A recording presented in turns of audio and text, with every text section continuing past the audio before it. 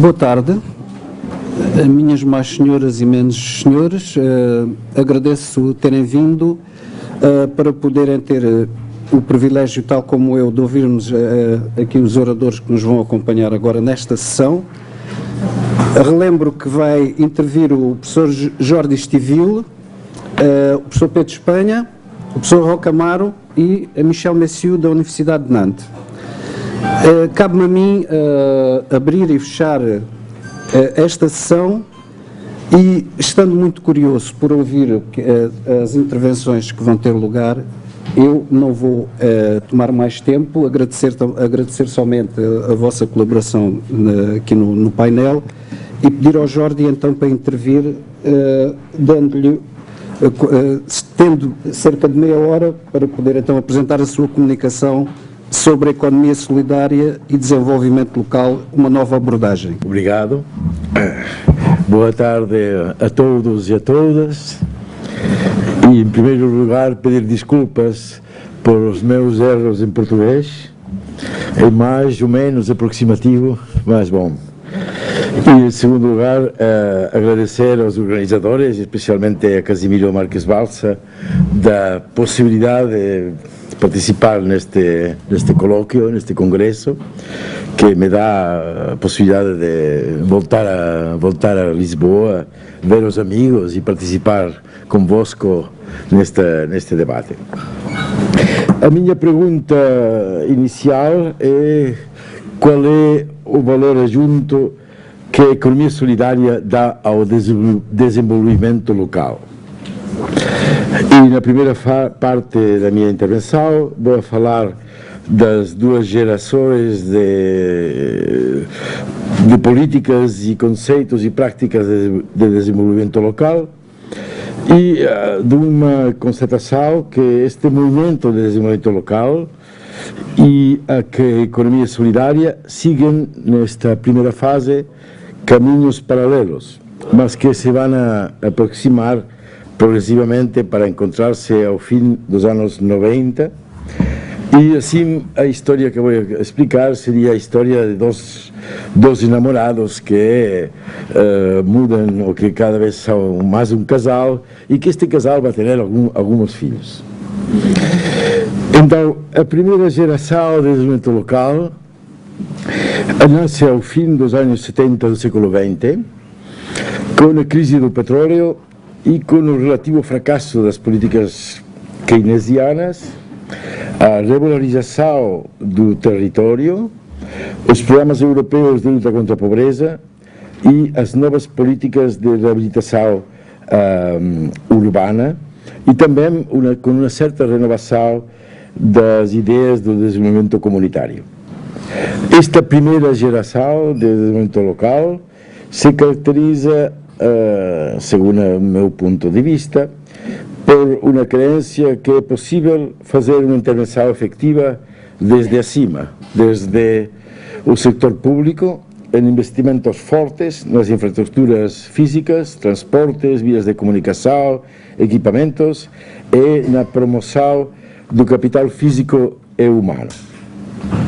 E esta era a proposta que se fazia aos sures da Europa, às zonas mais rurais e aos países que se chamavam, naquela época, o terceiro mundo. Estas propostas nas cidades eram direcionadas, sobretudo, aos bairros periféricos, mais pobres, menos equipados, e aos centros históricos degradados. Nesta primeira geração se aceitava as delimitações territoriais tradicionais. A organização do espaço seguia as divisões administrativas, institucionais e políticas. E, portanto, se delegava, em geral, às autoridades locais, concebendo-as como delegações do Estado Central. Quarta característica: o crescimento econômico se pensava que ia a criar, o que era gerador de emprego assalariado, e o emprego era o principal objetivo perseguido. Nesse sentido, o programa ILE de 1982 da OCDE ou o programa LEDA da Comissão Europeia são muito significativos deste paradigma de persecução do emprego através de crescimento econômico. Também algumas organizações internacionais participaram destas ideias, como o PNUD e a OIT. Sinteticamente, esta primeira geração levaram ao que os italianos chamam catedrales no deserto, nos sures e no mundo rural, e a gentrificação nas cidades. Se tiver que fazer um balanço, seguramente se deveriam mostrar mais os efeitos negativos e perversos que os positivos. Em paralelo a esta primeira geração de políticas e estratégias de desenvolvimento local, surgiu as ideias de economia solidária, mas sobretudo focalizadas nas mudanças da empresa social e na crítica das instituições tradicionais da economia social. A segunda geração de políticas e experiências de desenvolvimento local tem outras características. Vamos a ver. Uma primeira foi que o movimento tinha de partir da base, de baixo, do local, da análise dos recursos existentes em um território. Se tratava de uma abordagem mais endógena, em que o papel do Estado era suplementário e que seria guiado por a ideia de Deus ajuda a quem se ajuda. A segunda característica era a organização de um partenariado, de umas parcerias, onde os atores locais se sentam a negociar entre eles para formular planos locais de desenvolvimento ou planos de renovação urbana. A terceira característica seria que esta segunda geração de desenvolvimento local vai a pôr o acento na ideia do capital social como palanca de desenvolvimento e também do meio ambiente. Se faz uma crítica da noção do crescimento econômico e das formas de ser analisado e mesurado este crescimento econômico em forma de PIB, etc., e da quantificação do crescimento econômico, e se vai mais a ideia de um desenvolvimento econômico mais integral. Se na primeira geração se aceitavam as delimitações territoriais tradicionais, nesta segunda geração aparece outra forma de conceber o território, onde as divisões tradicionais são substituídas por um acento sobre as pessoas e as relações econômicas. E assim aparecem as noções dos distritos industriais, dos clusters, é o caso de Itália, de bassin d'emploi, no caso de França, nos programas de Region Programs, no caso de Irlanda, le territoire de proximité na França, as áreas metropolitanas, no caso de Espanha, Inglaterra e Suécia, e as comunidades territoriais, no caso de Espanha, de Inglaterra e de Irlanda. Se trata de uma nova abordagem na definição do território, onde o território é visto mais em função das realidades econômicas e de como se identifica a gente diante do território, que não seguindo as diferenciações mais institucionais tradicionais. Nas cidades surgem nos anos 90 muitos programas de reconversão, de reestruturação, de reabilitação do espaço urbano. Tenho aqui, numa publicação que fiz para a OIT, uma lista, não vou ler esta lista, seria muito pesado, una lista de 15 países donde se aplicaron 38 programas diferentes dedicados à reestruturação do espaço urbano nesta segunda geração de desenvolvimento local. As palavras, os conceitos trama urbana, organização comunitária, terceiro setor, cidades intermédias, sustentabilidade territorial, integração, inserção e agora coesão, foram as palavras que se lançaram dentro desta nova perspectiva, ou que se queria nova perspectiva da segunda geração de desenvolvimento local, onde a luta contra a pobreza e a exclusão se lançava também palavras como participação, integralidade e abordagem territorial. Me lembro que no programa europeu de luta contra a pobreza estávamos a discutir muito quais eram as diferenças entre desenvolvimento local e luta contra a pobreza, no sentido que não todo desenvolvimento local significa uma diminuição da pobreza e não toda luta contra a pobreza tem uma dimensão local. Foi necessário que alguns processos de desenvolvimento local se fizeram desta forma para que a economia solidária pudesse encontrar o movimento de desenvolvimento local e que começassem caminho mais ou menos confluente. Por um lado, a economia solidária superou em parte a óptica microempresarial, a óptica dos microprojetos e, portanto, começaram a compreender que a força da economia solidária vem do território, vem do local, vem de uma reconsideração do espaço. Também é verdade que a globalização fez pressão no sentido de afirmar mais o local como lugar de identificação, de pertença e de apropriação da gente sobre o seu espaço. Neste novo encontro, ou nesta encruzilhada, quais seriam os contributos que a economia solidária pode dar ao desenvolvimento local? E eu agrupei isto em cinco pontos. Creio que a economia solidária põe, em primeiro lugar, a pessoa e a gente como protagonistas do desenvolvimento. Nesse sentido, é mais fácil ter um diálogo com esta segunda geração de desenvolvimento local.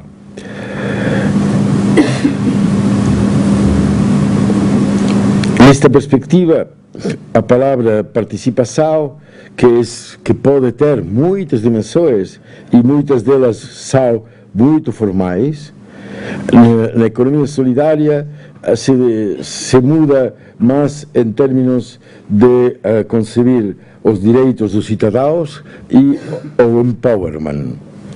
E, portanto, vai a pôr sobre a mesa o tema do poder no território e da distribuição deste poder e, portanto, faz uma crítica da visão da neutralidade funcional e tecnocrática do território.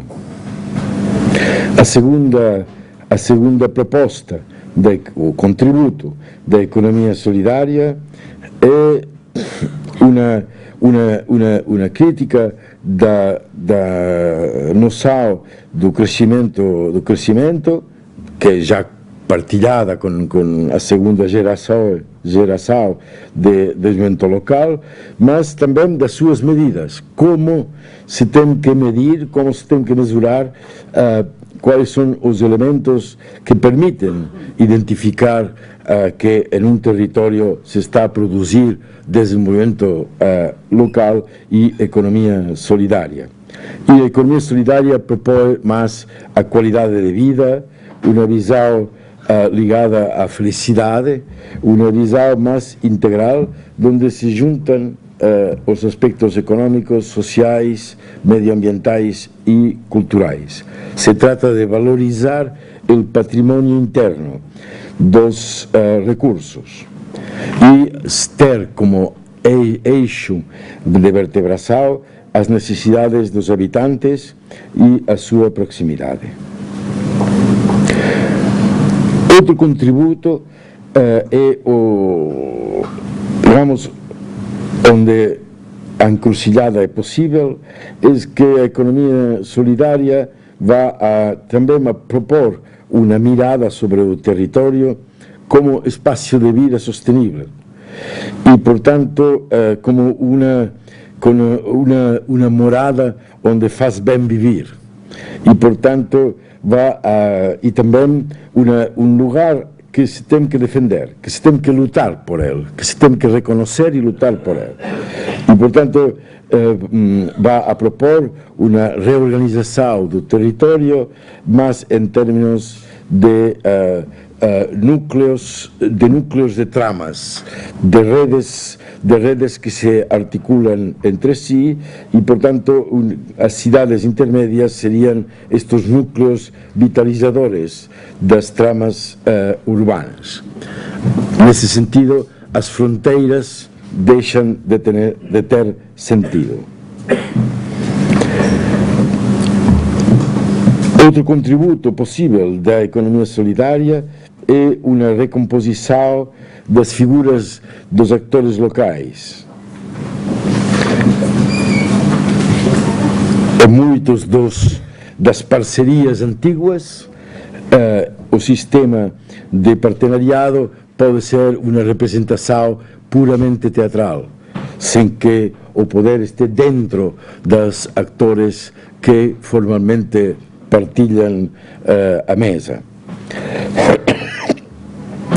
Na perspectiva da economia solidária, o problema é a representação, as novas formas de representação e de delegação do poder político. E, portanto, todas as tentativas de criar condições para uma democracia mais participativa, mais real e faça alusão aos orçamentos participativos, às diferentes formas de respeito dos direitos das minorias étnicas, etc. Se trata, em suma, de criar novos sistemas de alianças na búsqueda de uma nova cultura política. E esta é uma das perspectivas da economia solidária.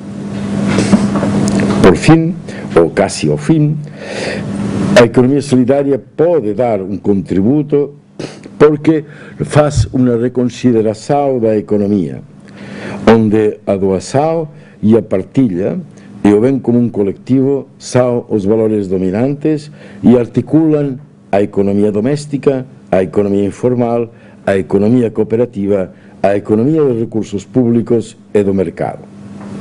E é nesta perspectiva que florescem muitas iniciativas, muitas experiências, como as cooperativas de consumo ecológico, as empresas autogestionárias, os mercados de tempo e não monetários, as moedas locais e alternativas, os bancos comunitários, as associações de moradores, as empresas autogestionárias, que de alguma maneira são expressões desta encruzilhada onde se encontram a segunda geração de desenvolvimento local e a economia solidária.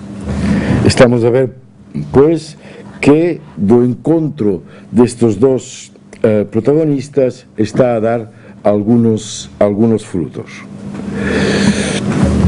Última nota empírica foi a verificação de como se localiza o nascimento destes filhos do novo casal em Catalunha nos últimos anos. E lá constato duas coisas, ou três, que as grandes iniciativas, as iniciativas mais importantes da economia solidária, como os 3 bancos éticos que temos, ou como as asseguranças alternativas, ou como a comercialização da nova energia se concentram sobretudo no centro de Barcelona e também as cooperativas de serviços. As empresas autogestionárias o fazem mais na metrópole e as cooperativas de produção e de consumo responsável o fazem mais nas cidades intermédias e nas povoações pequenas. Mas se a minha mirada vai à Itália, os GAS, que são os grupos de ação solidária italianos, nascem e se desenvolvem mais nas cidades intermédias.